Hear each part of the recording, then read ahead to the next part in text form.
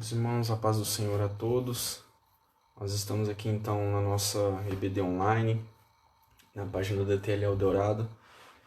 E eu quero agradecer ao pastor Fábio que deu essa oportunidade da gente tá fazendo essa EBD, né, por conta da quarentena. Nós não estamos conseguindo cultuar juntos, né? Os nossos cultos públicos eles foram por enquanto cancelados. Mas nós vamos estar aqui, se Deus permitir, todos os domingos, então, transmitindo a nossa EBD online. Deixa eu só ver aqui, irmão, se tá certinho aqui na página da igreja.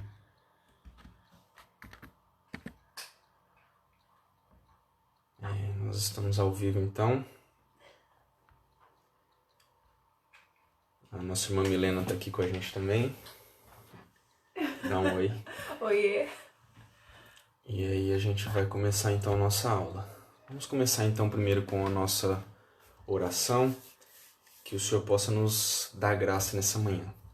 Pai, nós te damos graça, Senhor, por mais um dia, Pai, por mais uma manhã, o Senhor está juntamente conosco, por mais uma oportunidade, Senhor, de estarmos aprendendo acerca da Tua Palavra, mais uma oportunidade, Senhor, de estarmos sendo cheios, ó Pai, de um alimento, Senhor, de um alimento mais perfeito, de um alimento, Senhor, que sustenta, ó Pai, não aquilo que é corruptível, Senhor, mas aquilo, ó Pai, que é eterno.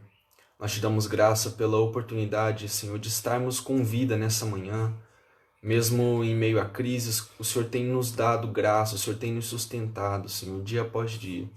Que o Senhor possa, Deus, nos dar, ó Pai, um conhecimento nessa manhã acerca daquilo, ó Pai, que muitas das vezes nós temos dúvida, que o Senhor possa estar abrindo o nosso entendimento, Pai. Em nome do Senhor Jesus, esse é o nosso pedido, a nossa oração, Pai. Amém. Meus irmãos, lembrando que se vocês tiverem alguma dúvida e quiserem colocar aí nos comentários para a gente estar respondendo, tá bom? Fiquem à vontade. Se vocês também sentir que tá com algum problema no áudio, né? Se o áudio não estiver saindo muito bem, vocês digam aí pra gente, tá bom? Para ficar melhor a transmissão. Aqui é a primeira vez que a gente transmite online aqui, tá bom? Se quiserem também mandar lá no grupo da igreja, eu tô com o meu WhatsApp aberto aqui, se vocês quiserem estar mandando as dúvidas lá também, fica mais fácil pra gente tá respondendo, tá? Então hoje é a nossa primeira aula do trimestre, do segundo trimestre de 2020, e nós vamos tratar dos temas dessa revista aqui, tá bom? A Igreja Eleita, esse é o nosso novo tema. O subtítulo é Redimida pelo Sangue de Cristo e selada com o Espírito Santo da Promessa. Então nós vamos falar de eleição. E o texto, né, o livro, na verdade, que nós vamos estar estudando é o livro de Efésios. Tá? Nós estudamos, então, um tema na lição passada, né, na revista passada, um tema abrangente acerca da redenção do homem, né, da queda, da redenção. E agora nós vamos estar estudando um livro, um estudo mais sistemático, o livro, né, a Carta de Efésios. E a nossa primeira lição da Carta aos Efésios é a saudação e os destinatários. Nós vamos estar, é uma lição mais introdutória, nós vamos estar fazendo para explicar, né, o que nós vamos estudar no decorrer do trimestre. É uma lição um pouco mais introdutória. Nós vamos estar falando acerca do início, né? Nós vamos estar falando acerca da saudação que o apóstolo Paulo dá às igrejas, né, ou à igreja, e qual é o peso que isso traz para nós nos dias de hoje, o que isso remete a nós, como nós podemos estudar e o que isso, né, representa para a gente ainda nos dias de hoje, na igreja, nos dias de hoje. Então, quero já estar lendo o textuário da lição. Se você não tem a revista da Escola Dominical, se encontra lá no livro de Efésios, capítulo 1, tá bom? O versículo 2 é o nosso textual, diz assim: a vós, graça e paz da parte de Deus, nosso Pai, e da do Senhor Jesus Cristo. Nós temos a verdade prática aqui. A epístola aos Efésios revela o propósito eterno de Deus para a igreja de Cristo. E a nossa leitura bíblica em classe, que nós normalmente fazemos uma leitura com a participação, né, dos alunos, mas eu vou estar lendo aqui. Efésios, no capítulo 1. Só um instante aqui, irmãos. Efésios capítulo 1, versículo 1 e 2, e depois Atos 19, 1 e 7.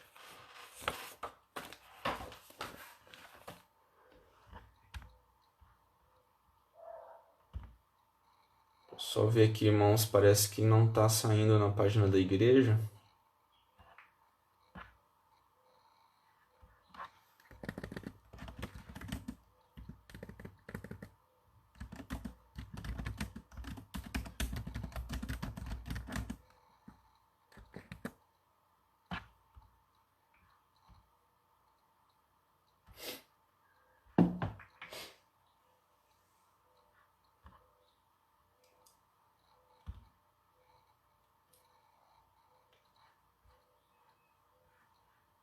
Vamos lá, deixa eu compartilhar aqui para os irmãos.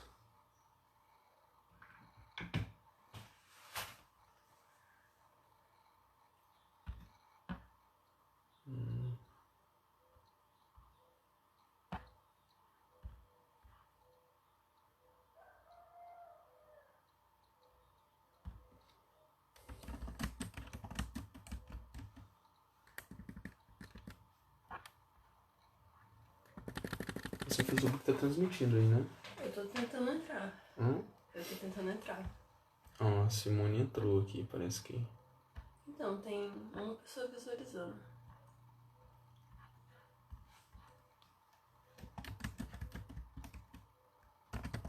Mas eu tô tentando entrar.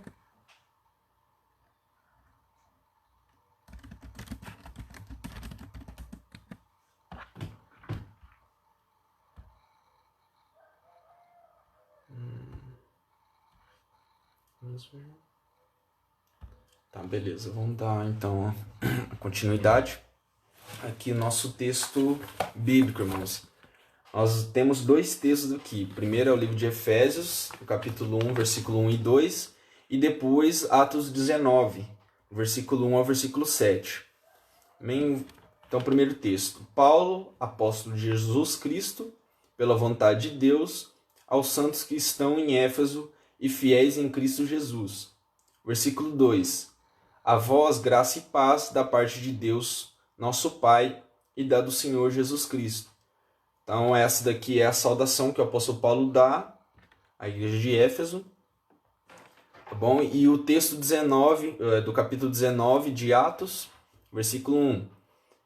E sucedeu que, enquanto Apolo estava em Corinto, Paulo, tendo passado por todas as regiões superiores, chegou a Éfeso, e achando ali alguns discípulos, disse-lhes: recebestes vós já o Espírito Santo quando crestes? E eles disseram: nós nem ainda ouvimos que haja Espírito Santo. Perguntou-lhes então: em que sois batizados então? E eles disseram: no batismo de João. Mas Paulo disse: certamente João batizou com o batismo de arrependimento, dizendo ao povo que cresce no que após ele havia de vir, isto é, em Jesus Cristo. E os que ouviram foram batizados em nome do Senhor Jesus. Impondo-lhes Paulo as mãos, veio sobre eles o Espírito Santo, e falavam línguas e profetizavam. Estes eram ao todo uns 12 varões.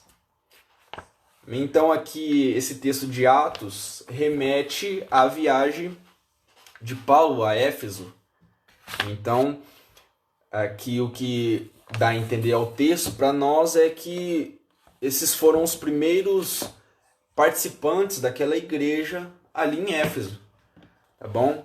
Uma questão que faz parte do nosso credo acerca do batismo com o Espírito Santo. Receber o Espírito Santo e ser batizado com o Espírito Santo, ao nosso entendimento, não é a mesma coisa. Mas é algo que já acontecia com frequência ali no tempo dos apóstolos, em que, à medida em que eles recebiam o Espírito Santo, eles já eram batizados com o Espírito Santo. E nós temos várias descrições e nós temos menções acerca desse batismo. Nas descrições mais detalhadas, nós entendemos que todos aqueles que são batizados com o Espírito Santo, eles falam em línguas estranhas. Eles têm esse dom, eles adquirem esse dom por intermédio do Espírito Santo, que é uma ferramenta que nós podemos utilizar para a oração, para o culto, para a adoração, e é uma ferramenta também utilizada, se houver interpretação, como profecia. Tá bom? Então nós não podemos confundir aqui, nem todos aqueles que recebem o Espírito Santo são batizados com o Espírito Santo. O Espírito Santo, a primeira coisa que acontece conosco, ao receber, ele nos convence acerca do pecado, ele nos convence acerca dos nossos erros, da justiça, e do juízo. Ele nos convence e nos conduz ao arrependimento. Então, a primeira evidência que nós temos de uma pessoa que é salva é uma pessoa que ela se arrependeu de ser um pecador. É claro, muitas das vezes nós remetemos ao pecador apenas aquele que tem uma vida não como um bom cidadão na sociedade, Às vezes nós remetemos ao pecador apenas aquele que é visto com maus olhos pela sociedade. Mas todos nós somos pecadores porque viemos da descendência de Adão, uma descendência pecaminosa. Então, todos nós, quando nascemos, já nascemos com essa natureza pecaminosa. Então, nós precisamos nos converter. Então, a necessidade de conversão é para todos, não só para aqueles que são vistos como marginalizados na sociedade. Mas, diante de Deus, todos pecaram e todos foram destituídos da glória. Então, todos necessitam de arrependimento. Então, vamos aqui para a nossa introdução.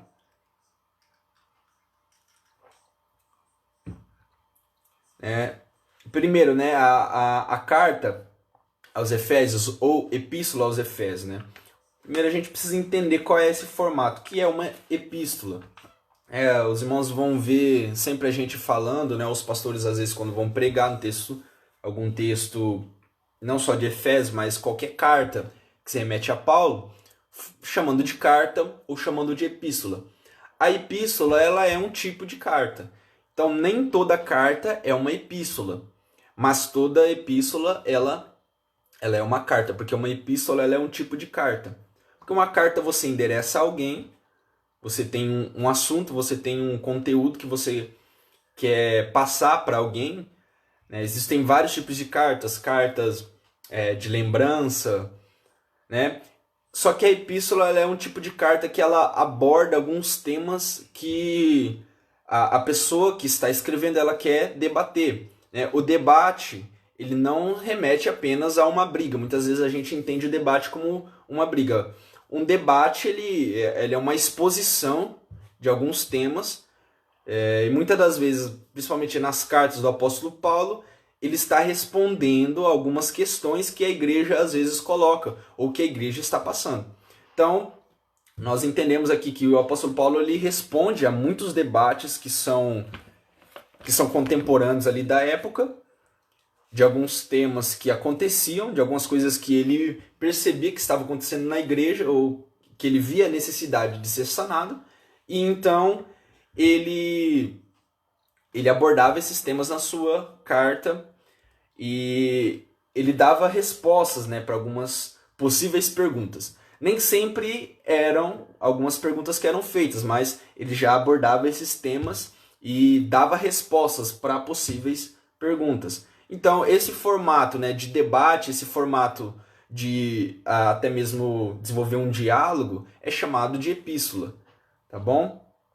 E, em específico, essa epístola aos Efésios, ela é chamada de a coroa dos escritos de Paulo, porque é ali que ele se desenvolve, né, o seu apogeu, o apogeu do seu ministério, né? Essa designação ela está relacionada com a excelência das revelações bíblicas que fazem sobrepujar as demais cartas do apóstolo Paulo. Então, ali é onde ele aborda a maior, digamos assim, o maior conteúdo teológico do seu ministério, está na sua epístola aos Efésios, né? Onde nós enxergamos mais conteúdo teológico, mais revelações. Você sempre vai ver o apóstolo Paulo, você vai quando você lê essa carta, e é importante que você leia, né, no decorrer desse trimestre, para que você possa ter um entendimento melhor acerca dessa carta. Você vai perceber que o apóstolo Paulo ele sempre fala de mistérios que são revelados. Sempre o apóstolo Paulo ele está citando alguns mistérios. Ele fala, né, outrora, mistérios que estavam ocultos aos homens e que agora foi revelado. Né? Você entende que o apóstolo Paulo ele está tendo revelações, ele está tendo algumas revelações que ele quer passar para os irmãos. E uma outra questão acerca dessa carta é que a maior revelação que o apóstolo Paulo trata aqui é acerca da revelação da igreja. Então, se nós pudéssemos chamar, né, denominar essa carta, essa epístola que o apóstolo Paulo escreve, ela seria denominada de a carta da igreja, porque é nessa epístola que contém a maior revelação acerca da igreja. É tudo que nós entendemos acerca da igreja, o que é a igreja de fato, né, como nós entendemos de fato como a igreja funciona, qual é o papel da igreja, nós entendemos, nós cremos que a maior parte está revelada na carta aos Efésios. Não que em outras cartas não estejam também algumas revelações acerca da igreja, de como a igreja deve se sobressair. Mas a maior revelação acerca do que é a igreja, e Paulo fala acerca disso, né, o mistério que esteve oculto durante muito tempo, Deus quis revelar nesse tempo por intermédio da igreja, que é o corpo de Cristo. Amém? Os irmãos aí do Jardim Dourado são conhecedores, né, do nosso estudo sistemático do livro de Hebreus, e o livro de Hebreus capítulo 1 diz que Deus falou por intermédio de profetas, Deus falou aos pais em outro tempo, e agora, nesse tempo, ele decidiu falar por intermédio do Filho. Então, Deus fala nos dias de hoje por intermédio do Filho. E quem é o Filho? Jesus Cristo. Se Cristo ele é tido como cabeça da igreja e a igreja ela é o corpo de Cristo, então nós também, como igreja, fazemos parte dessa revelação de Deus nos dias de hoje. Deus se revela por intermédio de nós. Ou seja, o mundo ele só pode conhecer, ele só pode se achegar a Deus por intermédio da igreja. Então, nós temos aí, né, hoje em dia um pensamento contemporâneo de que Deus ele não falaria com os homens. Se Deus existe, ele não fala por intermédio de homens, ele não usa homens para isso. Irmãos, isso é uma falácia, isso é uma mentira. Porque Deus quis se revelar aos homens. E não só quis se revelar aos homens, como ele também quis falar por intermédio dos homens. Porque nós, como igreja, somos revelação também de Cristo aqui nesse tempo. Cristo fala por intermédio da igreja. Então, a única forma de nós, né, dos seres humanos, aí nós falamos, né, num contexto geral, aqueles que não são filhos, né, ainda, que não aceitaram a Cristo como seu único e suficiente Salvador. Então eles só podem enxergar a Deus por intermédio da igreja. A única revelação completa acerca de Deus, daquilo que Deus decidiu mostrar aos homens, é a igreja. Claro que nós não temos todo o conhecimento de Deus. Nós temos apenas o conhecimento, nós entendemos apenas aquilo que Deus quis revelar a nós. Nós temos apenas aquilo que Deus quis mostrar para nós. Amém? Então esse é o conteúdo que o apóstolo Paulo ele trata nessa carta. Conteúdo acerca da igreja. Nós temos aqui no nosso primeiro tópico sobre a autoria e a data da carta. Então a autoria ela se remete a Paulo mesmo. Né? Nós enxergamos isso no primeiro versículo que Paulo fala. Né? Ele se denomina apóstolo de Jesus Cristo pela vontade de Deus.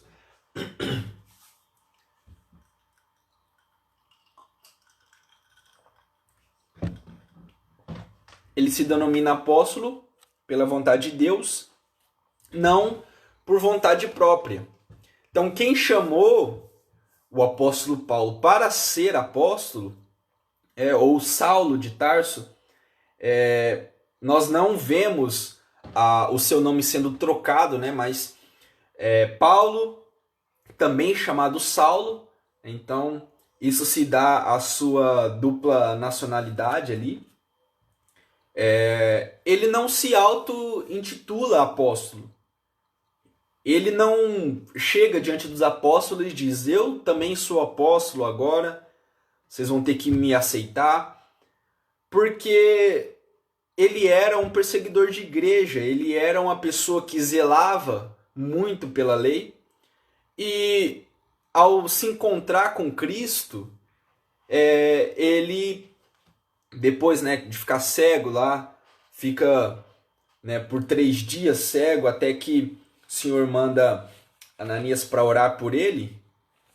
E quando Deus se revela para Ananias e diz para ir lá orar por ele, Deus fala que Deus tem um ministério para Paulo. E ele fala acerca do quanto é necessário que Paulo entenda do sofrimento que ele terá pelo evangelho. Então, Paulo entende que ele foi chamado para ser apóstolo, ele foi chamado para sofrer pela causa do evangelho.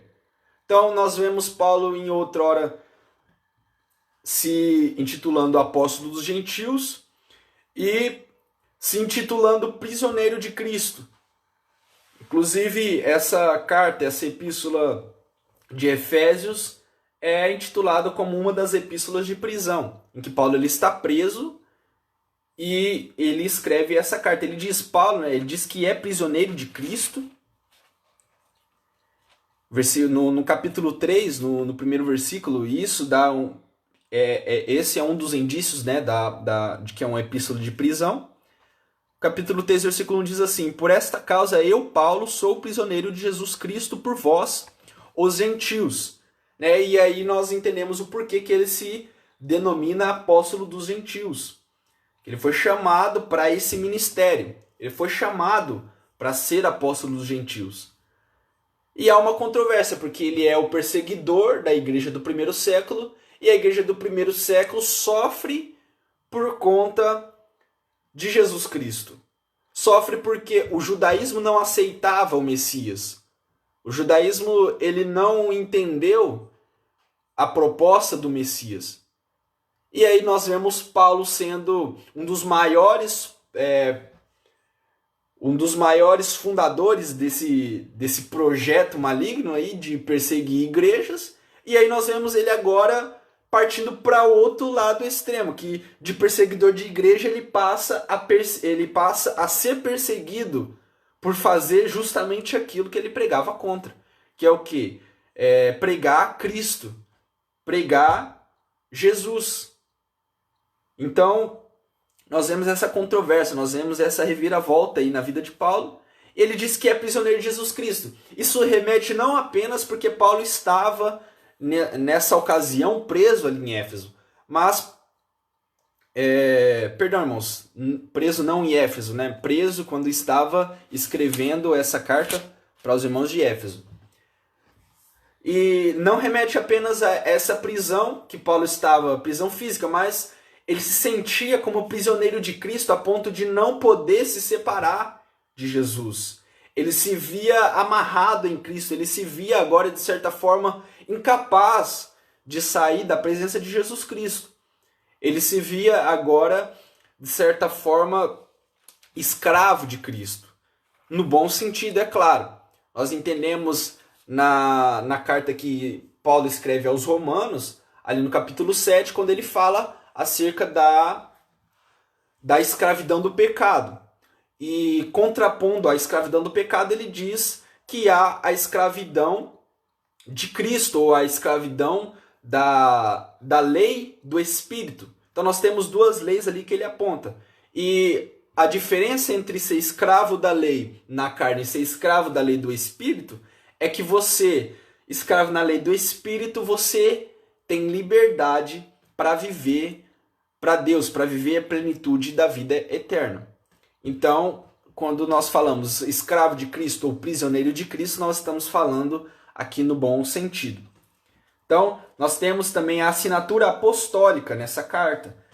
Paulo ele se autoproclama ali apóstolo no capítulo 1, chamado por Jesus Cristo, não por vontade própria. Até ele fala que abre mão dos direitos de apóstolo dele, porque ele não foi chamado, ele não se intitula apóstolo para que tenha regalias, mas para sofrer pela causa do evangelho. E um detalhe relevante é a reivindicação da sua autoridade apostólica pela vontade de Deus e não pela sua vontade própria. Então ele não foi escolhido pelos homens, não foi lançado sorte por ele, assim como foi feito pelo apóstolo Matias, ali substituto de Judas Iscariotes. Mas ele é chamado por Deus para ser apóstolo. Aí nós entendemos também como funciona a soberania, um pouco, sobre como funciona a soberania de Deus. Que aos olhos humanos, muitas das vezes, nós achamos que o certo da forma, nós queremos colocar uma régua, nós queremos colocar uma métrica ali. Não, Deus só age dessa forma. Nós vemos aqui Deus chamando alguém que não esteve com ele, chamando alguém que não participou da ceia com ele, chamando alguém que estava perseguindo a igreja, e nós enxergamos um ministério muito eficaz, e a maior parte do Novo Testamento é escrita pelo apóstolo Paulo. Então seu ministério é poderoso e de grande importância. Então a data, de acordo com Atos, após realizar 3 viagens missionárias e implantar igrejas na região do Mediterrâneo, Paulo esteve em prisão domiciliar por cerca de 2 anos. Nós encontramos isso em Atos, no capítulo 28, no versículo 30. Entre 60 e 62 ali depois de Cristo, aproximadamente. A partir dessa premissa, a data provável da redação da Epístola aos Efésios ocorreu em volta de 61 a 62 depois de Cristo, tendo Tíquico como o seu portador. Nós enxergamos isso no capítulo 6, no versículo 21. Tá bom? E nós temos, irmãos, uma separação da Epístola de Efésios em 2 partes. Então, a nossa primeira parte vai falar sobre gloriosas declarações teológicas a respeito da redenção. Nós vamos enxergar essa primeira parte no capítulo 1 ao capítulo 3.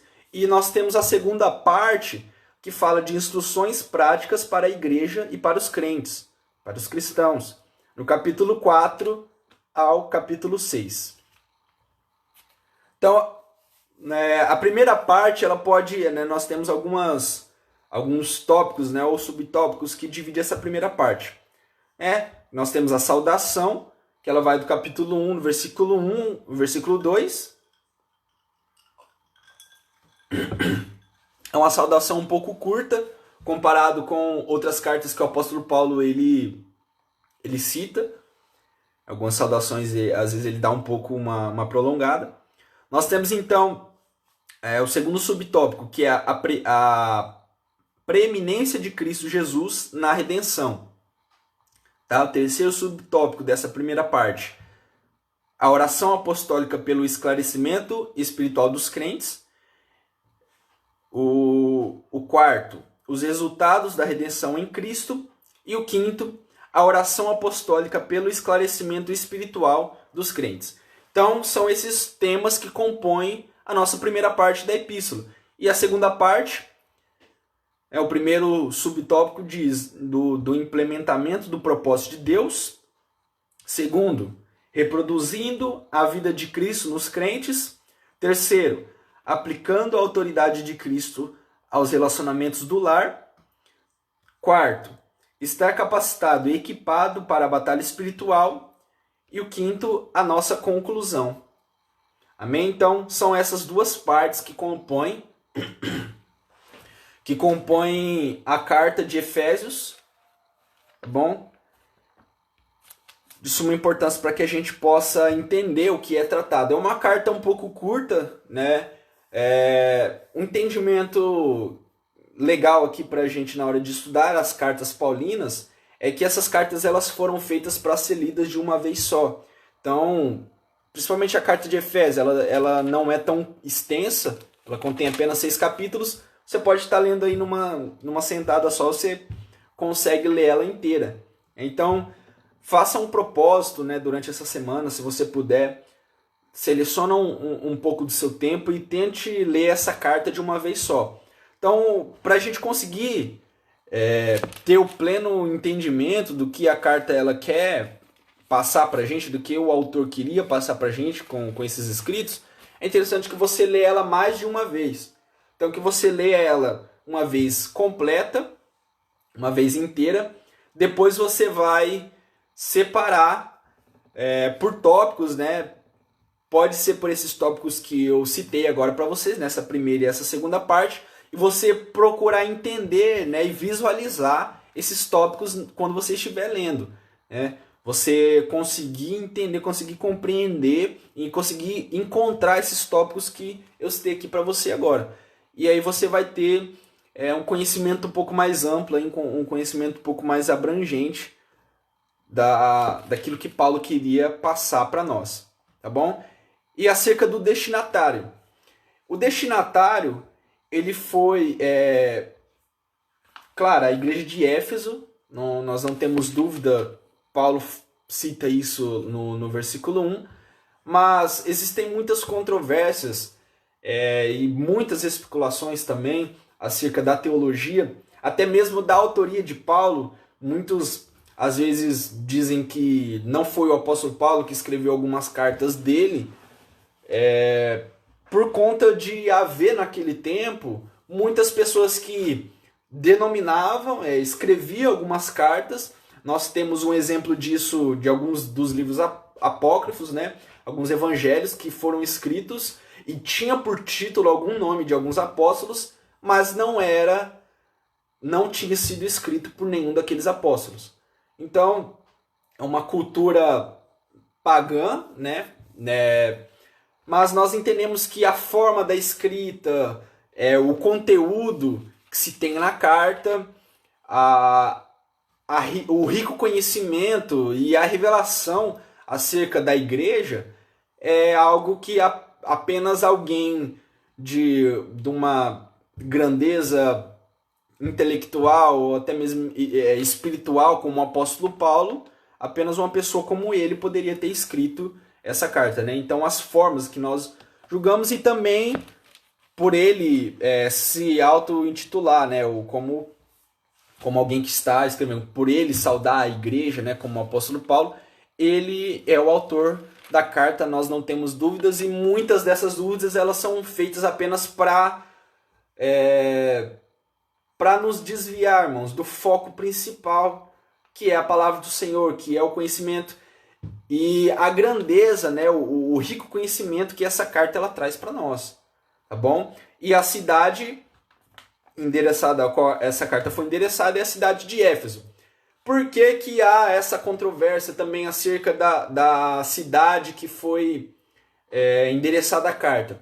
Porque tinha-se também o costume de escrever uma carta e essa carta ela ser endereçada para vários locais, apenas mudando o título ali então. Então escreve, né, apóstolo Paulo, apóstolo, né, chamado por Cristo e tal. E aí ele endereça, né, o mesmo tema que ele queria tratar com diversas igrejas e para cada igreja que ele endereçava, ele intitulava o nome da igreja. Então, agora eu vou enviar para Éfeso. Então, intitulava lá, enviando, né, para Éfeso, qualquer outra igreja que ele enviasse naquele momento. Tá? Isso também não muda nada acerca do conteúdo que tem na carta. E o que nós entendemos aqui é que Paulo está tratando com as pessoas ali daquela cidade, até porque ele cita muitas questões contemporâneas ali da cidade, né? Muitas questões que fazem parte daquilo que Éfeso estava passando naquele momento em que Paulo ele escreve essa carta, né? Ele remete a alguns assuntos que são contemporâneos ali deles, tá bom? Então um pouco da cidade, né? A cidade ela foi fundada em volta de 1500 a.C., perdão, irmãos, 1050 a.C., tá? Tornou-se um centro político, comercial e religioso na Ásia Menor, atual país da Turquia. Era uma cidade litorânica,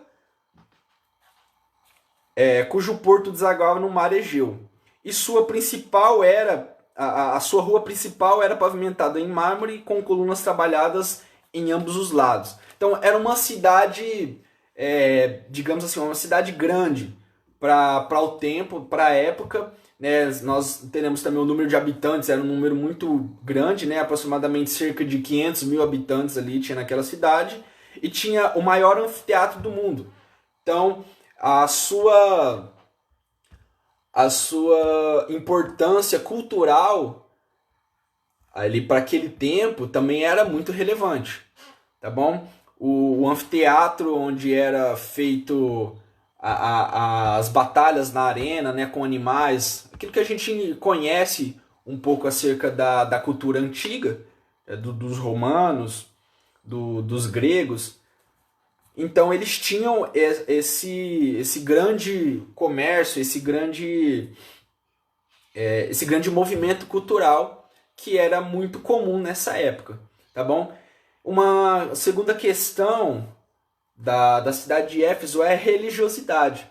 Então a cidade abrigava o templo de Artemis, ou Diana, que é a deusa da fertilidade, e a economia da cidade dependia de milhares de turistas que visitavam esse templo.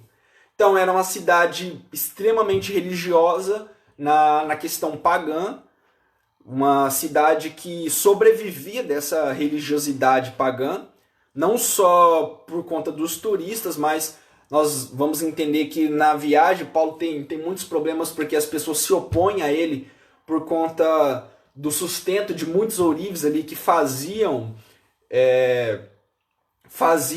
esculturas para que as pessoas pudessem adorar nesses templos pagãos. E aí nós vemos o evangelho que era pregado por Paulo acabando com essa cultura e deixando muitos ourives ali desempregados. Porque se a maior parte do povo eles pagavam ou visitavam, né, o turismo na cidade era por conta da religiosidade pagã, e agora a religiosidade pagã estava se desfazendo, nós vemos que aqueles que dependiam dessa cultura pagã eles estavam perdendo ali o seu sustento, eles estavam perdendo o seu pão, né, o seu ganha-pão ali, tá bom? Mas isso não é ruim, né? A pessoa agora se converteu a Cristo e aí ela tinha uma conduta errônea, e aí como que fica a vida dela? Amém? Nós temos que ter fé, mas nós temos que crer, principalmente nos dias de hoje que nós temos sofrido essa dificuldade aí, né, da quarentena, né, muitas pessoas desempregadas. Nós temos que entender que o nosso sustento, ele vem de Deus. Nós temos que entender que o nosso sustento, se você for procurar na Bíblia, nós temos muitos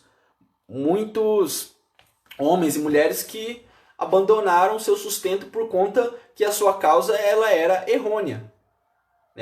Então a pessoa ela tinha ali no mundo uma função que não remetia à vontade de Deus, tá bom? Não estou falando aqui de trabalhos seculares. Nós temos todo o trabalho digno dignifica a Deus. Nós estamos falando de trabalhos que vão contra o preceito evangélico. Né? Evangélico não do sentido religioso, evangélico de evangelho, de transmitir as boas novas. Então nós temos muitos trabalhos que são trabalhos que defraudam o próximo, são trabalhos que vão contra os nossos preceitos cristãos. Nós temos um grande exemplo ali de Zaqueu, que era um cobrador de impostos e que ele roubava as pessoas. E quando ele se converte, quando ele tem aquele encontro com Cristo, ele decide por bem em restituir 4 vezes mais aquilo que ele tinha roubado. Devolver e restituir, né, a mais daquilo que ele tinha roubado. Então, o verdadeiro cristão, aquele que de fato entendeu o que é ser convertido a Cristo, o que é ser salvo em Cristo, ele entende, não precisa. A gente não precisa, irmãos, chegar e ficar falando, não, porque você tem que abandonar agora esse emprego seu, porque você estava lá no mundo, era diferente, agora aqui na igreja... Não, irmãos. Deus, nós estudamos isso, né, na carta aos Hebreus, que não é mais necessário agora que um diga ao outro o que é certo e o que é errado, porque todos nós sabemos o que é certo e o que é errado. Porque a lei não é mais escrita em tábuas de pedra, mas ela é escrita nas tábuas do nosso coração. Então, nós vemos a necessidade de mudança, tá bom? Mas não é, às vezes a gente coloca ao contrário, né? Nós temos que mudar para ser cristãos. Não é assim que funciona a vida com Cristo. Porque quando nós aceitamos a Jesus, nós vamos para Cristo, ele provoca essa mudança em nós. É claro que isso requer um esforço nosso. Isso requer um esforço da parte dos cristãos. Mas se nós não tivermos em mente que o cristão ele é uma nova criatura e que, assim como o apóstolo Paulo fala, aquele que roubava não rouba mais, aquele que mentia não mente mais, se a gente não tem esse conhecimento, se a gente não entende isso à luz das Escrituras, nós não estamos tendo um pensamento cristão. Nós estamos vivendo assim como a gente vivia antes no mundo. Não tem diferença alguma. Parece que o Evangelho não fez aquilo que ele propõe a fazer, que é a mudança, que é a transformação. Tá bom? E Paulo ele não combate ali muitas questões exortativas nessa carta.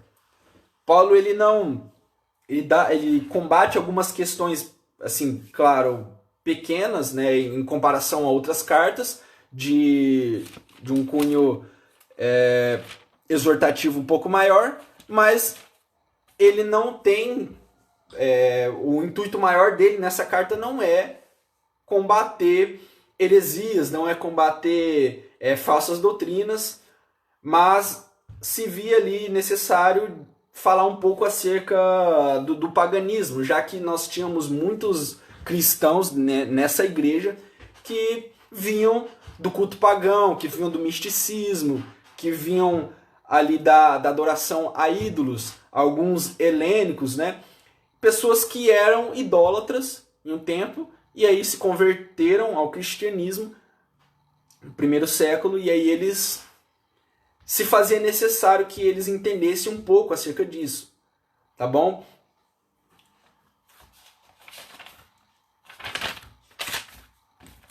E nós vamos então para o propósito da mensagem. Só ficar atento aqui, irmãos, um pouco no horário, para a gente não passar. Tá, então, nosso último tópico vai falar acerca do propósito dessa mensagem.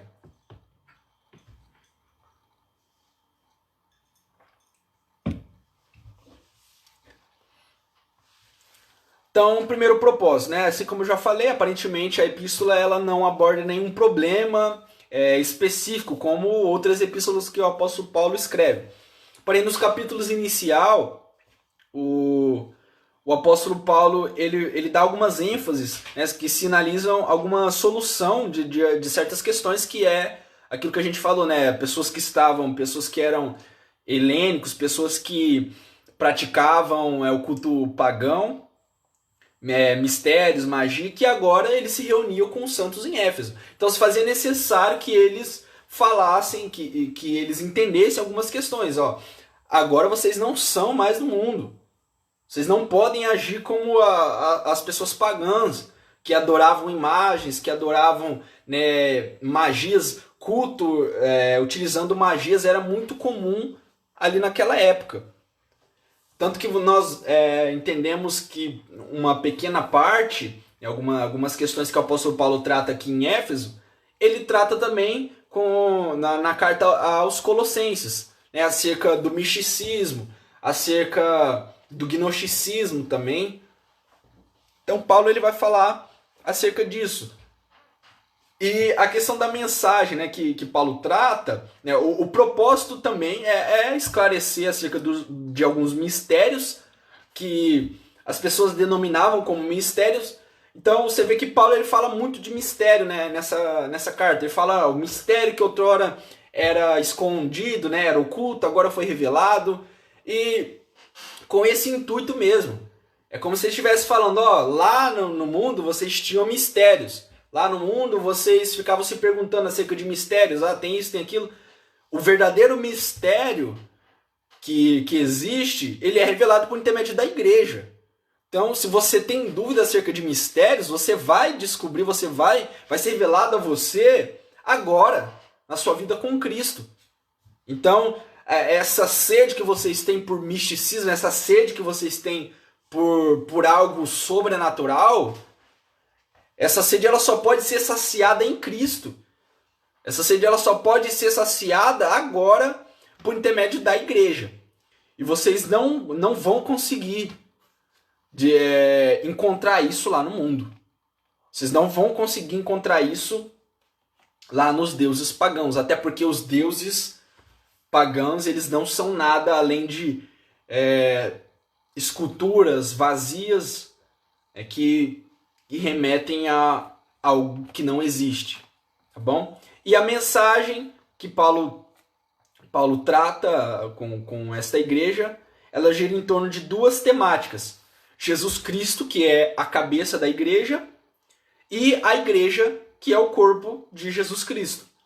Então nós temos essa divisão que completa a mensagem principal do apóstolo Paulo acerca da igreja. Porque a igreja ela é o corpo de Cristo. Mas para nós entendermos como funciona, né, o corpo, nós precisamos olhar para o cabeça, que é Cristo. Que é Ele que dá a direção, é Ele que diz o que nós temos que fazer. É Ele que fala acerca daquilo que nós somos. E nós precisamos entender, nós precisamos conhecer, irmãos, acerca de Jesus Cristo. Muitas das vezes, se alguma pessoa pergunta para nós na rua quem é Jesus, muitas das vezes a gente não consegue nem dar uma resposta sábia acerca de quem é Jesus. Jesus ele é o Filho de Deus que veio para nos tornarmos também filhos de Deus. E muitos têm pegado esse tema, né, já que ele é Filho de Deus e por intermédio dele agora nós também somos filhos de Deus, muitos têm tentado se igualar a Cristo. E um dos temas principais que o apóstolo Paulo trata aqui na carta aos Efésios é de Cristo como o cabeça da igreja. Cristo como superior à igreja. E não como alguém que está de igual para igual. E ele cita, né, lá em 1 Coríntios, quando ele fala que a mulher deve ser submissa ao marido, ele dá uma diretriz eterna que acontece no céu, e ele fala disso porque Cristo ele é o cabeça da igreja. E se Cristo ele é o cabeça da igreja, se faz necessário que a igreja responda a ele como sendo superior, quando tendo autoridade sobre a igreja, como tendo autoridade sobre nós. Então, né, existem falsas doutrinas, uma falsa teologia que diz que nós, quando formos arrebatados, quando nós formos transformados em um corpo glorificado, nós seremos como deuses. Nós seremos deuses. Tá bom? E foi dado, irmãos, nós lemos isso, nós estudamos isso na nossa carta aos Hebreus.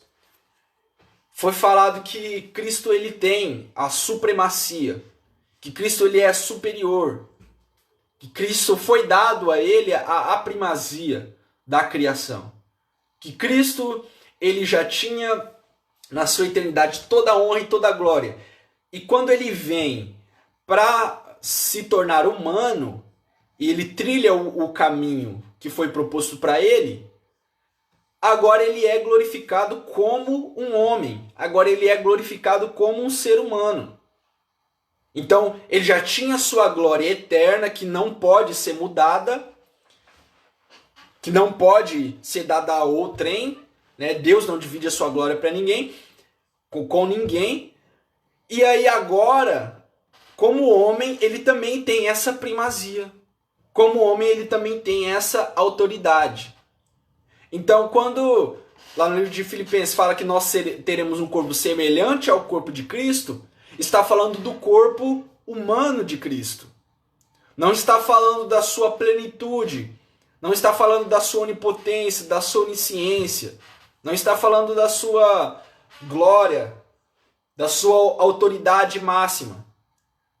Está falando acerca do seu corpo ressurreto, do seu corpo humano. Por intermédio de Cristo, agora os seres humanos também têm a oportunidade de serem restaurados. Então Cristo ele vem e ele abre o caminho para que a humanidade pudesse se achegar até a Deus. E ele é o primeiro homem que se achega a Deus depois da queda de Adão. Então ele, como segundo Adão, é o primeiro homem que se achega até a Deus, e ele abre esse caminho. Por isso que ele diz que ele é o caminho, a verdade e a vida. Ele é o primeiro homem que se achega ao Pai, e ele é o caminho para que outros homens também se acheguem ao Pai. Tá bom? Então, essa mensagem máxima que é tratada na carta aos Efésios é que Cristo ele é o cabeça e a igreja é o corpo. Cristo ele dá as ordens. Cristo ele tem toda a autoridade. Cristo ele é supremo sobre toda a criação. Tá bom? Então isso é de muita importância para nós nos dias de hoje, que muitas das vezes queremos, irmãos, diminuir a glória de Cristo. Queremos, às vezes, nem diminuir a glória de Cristo, mas elevar a nossa glória. A gente quer, muitas das vezes, inflar o nosso ego. E essa carta, ela mostra que nós somos importantes, porque nós estamos nesse corpo. Nós fazemos parte do corpo de Cristo. Mas, mais importante do que nós, é Cristo, que é adorado. Como cabeça, ele é o único que pode ser adorado. Ele é o único que pode ser glorificado. Amém? Então, assim nós podemos classificar os desdobramentos desse assunto nos seguintes eixos temáticos. Então nós temos alguns eixos que são temas dessa carta. A consumação do plano eterno de Deus na pessoa de Jesus Cristo. Uma coisa que nós devemos entender, que nós vamos também falar sobre isso em outras lições, é que Cristo, ele já tinha em mente, o Pai, o Filho e o Espírito Santo, eles já tinham em mente a igreja de hoje, no seu plano eterno. Então, a igreja ela não é, nós temos comentado muito sobre isso com os jovens aí do Jardim Eldorado. A igreja não é, irmãos, um plano B. Cristo não é um plano B. Tá bom? Adão pecou, aí Cristo vai lá, fica desesperado. Poxa, o que a gente vai fazer agora? Tá bom? Não é assim que funciona. Ele já tinha, irmãos, inclusive, né, a capa da nossa revista, os irmãos vão ver aqui, ó, fala sobre a igreja eleita. Nós vamos tratar sobre esse assunto, sobre a eleição da igreja. Que Deus, ele predestinou a igreja. Em tempos antigos ainda, em tempos antes da fundação do mundo, a igreja ela já fazia parte dos planos de Deus. Não só fazia parte dos planos de Deus, mas como ela também já era existente. A igreja ela é eterna. Então a gente tem às vezes o conhecimento um pouco falho de pensar que a igreja ela é algo que foi criado agora. De pensar que a igreja ela foi criada, né, quando Cristo vai lá e fala para Pedro, né, sobre essa pedra eu edificarei a minha igreja. Mas a igreja, irmãos, ela é eterna, ela já é existente. Né? No livro de Hebreus nós estudamos, falamos acerca do santuário eterno, que Cristo ele já ministrava no santuário eterno nos céus há muito tempo antes de existir pecado, antes de existir igreja. Então, igreja, ela é algo eterno. Já fazia parte do plano de Deus muito tempo antes de Adão pecar. Muito tempo antes de nós pecarmos. Tá bom? E ela já fazia parte do plano de Deus. Então, é a consumação do plano eterno. Então, a igreja sendo revelada na humanidade, ela faz parte dessa consumação desse plano eterno. Tá bom? Lá quando Jesus dá essa ênfase para Pedro, Jesus está revelando o propósito da igreja. Da igreja aqui na terra. Tá bom? Quando Cristo vem, ele se tabernacula. Quando Cristo vem, ele toma para si um corpo. Tá bom? Então, o tabernáculo, ele está falando de que Deus está presente no meio de nós. O tabernáculo é a morada de Deus. Então, quando Cristo vem e se tabernacula, ele vem e traz a sua igreja. Para nós humanos também. Bom? Uma Milena está falando aqui, nosso horário já está indo embora. Tá? Então, é importante que nós entendamos isso. Que a igreja ela não é algo criado por homens. A igreja ela não é algo que um pastor foi lá, se intitulou pastor e falou, agora eu vou abrir esse negócio aqui, né? E que muitos têm usado de forma errônea, têm falado de forma errônea contra a igreja. Vou abrir isso aqui para ganhar dinheiro. Tá bom? A igreja não é para isso não, irmãos. A igreja ela é para revelar Deus aos homens. A igreja ela é para revelar o propósito eterno para os homens. Tá bom? Segundo, a atuação do Espírito Santo como o penhor da experiência da salvação. O que quer dizer isso? Penhor da experiência. Quando Jesus fala, não vou deixar vocês órfãos. Eu vou, mas virá um consolador. E é importante, eu preciso ir, porque se eu não for, o consolador não virá. O pastor Fábio está falando aqui, ó, minha mãe está aqui, né, para falar do horário. Se eu não for, o consolador não virá. É importante que eu vá, porque se eu não for, o plano, né, o penhor da salvação, porque o Espírito Santo ele é o penhor da salvação. Ele é a segurança de que nós somos salvos. Então, como nós cristãos sabemos que Deus existe? Como nós cristãos sabemos que nós somos salvos? Se nós não assinamos nenhum contrato lá falando, ó, a partir de agora você é salvo. Em Romanos capítulo 8, versículo 16, fala assim, o mesmo Espírito, ele testifica no nosso Espírito que nós somos filhos de Deus. Então nós sabemos, irmãos, que nós somos salvos, que Deus decidiu nos salvar, porque o Espírito Santo, ele nos revela isso. O Espírito Santo, ele nos dá essa garantia, ele nos dá essa segurança.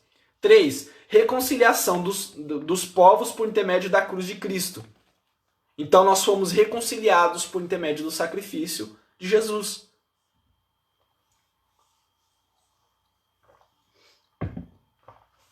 Nós somos reconciliados pelo sacrifício de Cristo. A importância de nós entendermos isso é que a nossa salvação ela não é pelo mérito nosso, mas a salvação ela vem por intermédio de Cristo. Ele decidiu nos salvar e ele fez isso perfeito, de forma perfeita, sem precisar de outra coisa, sem precisar de amuleto, sem precisar de culto místico, sem precisar de ídolos, sem precisar de imagens, tá bom? Ele fez isso de forma perfeita e agora a única coisa que a gente precisa fazer para que isso seja completo em nós é crermos nele. Para que as obras de salvação elas possam ser feitas por intermédio de nós, agora redimidos. E 5, um novo estilo de vida baseado na unidade da comunhão com o Espírito, na frutificação, na adoração e na intercessão do Espírito. Que é o cerne do que o apóstolo Paulo fala acerca do entendimento da salvação que foi adquirida por nós. Tá bom? Adquirida por nós por intermédio de Cristo, tá? Não que nós fomos lá e alcançamos a salvação com as nossas próprias mãos. E algo muito importante que Paulo trata aqui nessa carta, acerca da salvação, é que a salvação ela não é pelas obras. Nós somos salvos pela graça, mediante a fé, e isso não vem de nós, mas é um dom gratuito de Deus. É um dom que Deus nos deu. Mas aí, depois de nós entendermos, né, o processo, depois de nós entendermos como a salvação ela se dá a nós, agora se faz necessário que nós entendamos como viver dignamente perante Cristo. Como viver como um cristão salvo. Como viver de fato como alguém que entendeu o que é ser salvo. Tá bom? Porque nós não começamos a praticar as obras de salvação antes de ser salvo, mas depois que nós somos salvos, as obras de salvação elas já estão nos acompanhando. Então, como entender, como saber se uma pessoa é salva ou não? Ela tem consigo frutos de salvação. Então, é de extrema importância que nós possamos entender isso. Porque isso nos remete também para que nós possamos, de certa forma, nos guiar com isso. Como um cristão vive depois que é salvo? Como uma pessoa que foi salva vive em Cristo? Como uma pessoa que foi salva trabalha? Como uma pessoa que foi salva vive com sua esposa, com seu marido? Como uma pessoa que foi salva vive na escola, na faculdade agora? Então, a conduta cristã, ela precisa ser praticada de forma com que as pessoas que olhem para nós, elas vejam que nós somos cristãos. Que as pessoas que olham para a gente... Porque se a igreja ela é a única forma do mundo entender quem é Deus, é a única forma do mundo entender como Deus se revela, é a revelação de Deus para o mundo, então, se a igreja não se portar de forma íntegra, as pessoas não vão se chegar até Deus. Porque, irmãos, está nas nossas mãos. Você que está participando dessa live, que não faz parte também da nossa igreja de Eldorado, ou talvez você que não é cristão, a igreja, ela é a única forma de nós nos achegarmos a Cristo. E Cristo é a única forma de nós nos achegarmos a Deus. Então, é de extrema importância nisso. E a igreja, ela não é do homem. A igreja, ela é de Cristo. Então, se tem muitas pessoas aí que não têm andado, você que às vezes tem se frustrado com a igreja, você que fala que não vai mais na igreja porque a igreja te deixou uma ferida, a igreja não fez isso.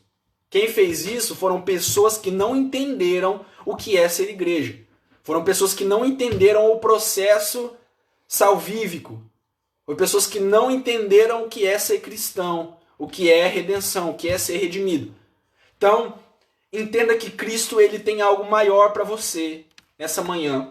Cristo ele tem algo maior para você nesse tempo. Amém?